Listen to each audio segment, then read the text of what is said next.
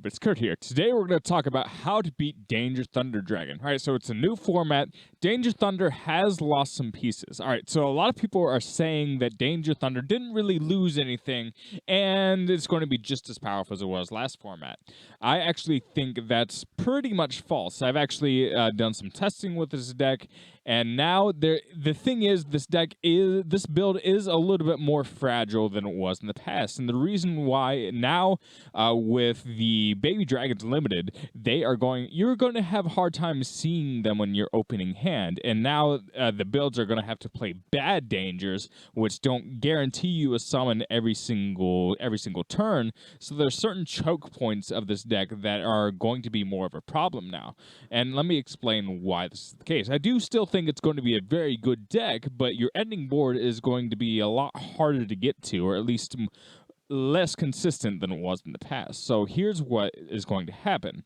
All right, what happened in the past is like people main decked Beat Cop.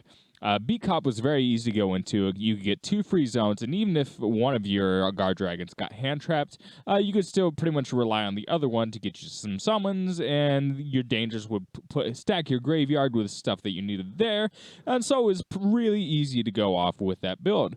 Well, now with the baby dragons limited, you're going to see dragons a lot less often in your hand. You have to play around that. You have to basically search dragon with your Crusadia monsters, or try to go into a Skull Dread first, but that's not going to be the common play. You can go into Skull Dread first, but it's going to be, again, less consistent with this danger engine going from 9 to 6. And if you play 9 dangers, well, not all of them are going to be the good dangers. So this deck can very heavily brick. All right, so now, well, players might not be able to rely on Beat Cop as much for those zones. Now they might actually have to rely on Spatha.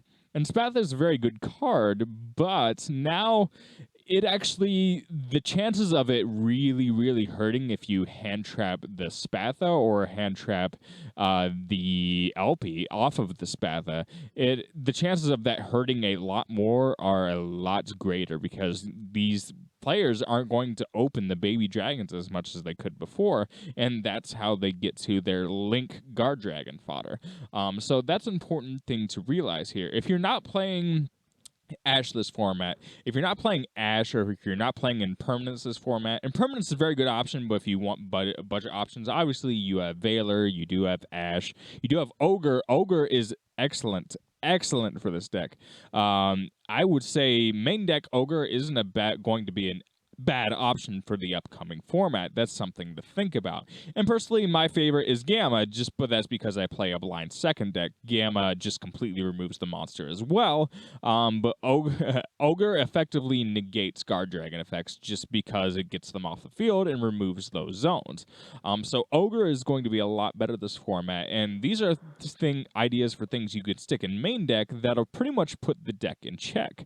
Now, with that in mind, obviously you're not going to draw hand trap every turn, but I recommend decks that you can play anywhere between 4 and 6 hand traps. Again, in some of my builds, I do more than that, but now Salamangreat can't run as many, blah, blah, blah. That's all right. I mean, still, since it's going to be Thunder Dragon format, I think doing Lancia, it's okay. Well, a lot of people did use it, but now I don't know how much Orcus is going to be the thing. The thing that you should put in your side deck, Lockbirds are definitely always good, but even if you have other things, now Kaiju actually might make a little bit of a comeback. Again, sphere modes are still awesome, but your opponent might not even have 3 monsters as often. So even if you get rid of one problem monster with a Kaiju, that could still be very effective. So I think Danger Thunder Dragon is actually more easily sided for in this format, and the deck did take a hit. It's still going to be completely relevant, and you still have to prepare for it. It might be the #1 deck of the format until Needle Fiber comes out. I think Needle Fiber is going to change that completely, but it's still a very manageable deck as long as you put cards in your main and side deck to keep it in check. You're going to have a lot better time with this deck than you had before, assuming you know when to choke your opponent. And I don't mean physically choke them, I mean choke their plays. So don't actually choke your opponent unless they're playing True Draco. Then you should actually physically choke your opponent. But anyway, hopefully this video is helpful to you guys. Again, Electric Virus, definitely a good option. Thunder Dragon might be the best deck of the format, so Electric Virus, very good option. But I like those options that just can take care of that. Both that and Ghost Ogre also hits Electromite, and Electromite's going to be very good this format. All right, so that's my take on this, guys. Hopefully you appreciate it. Peace.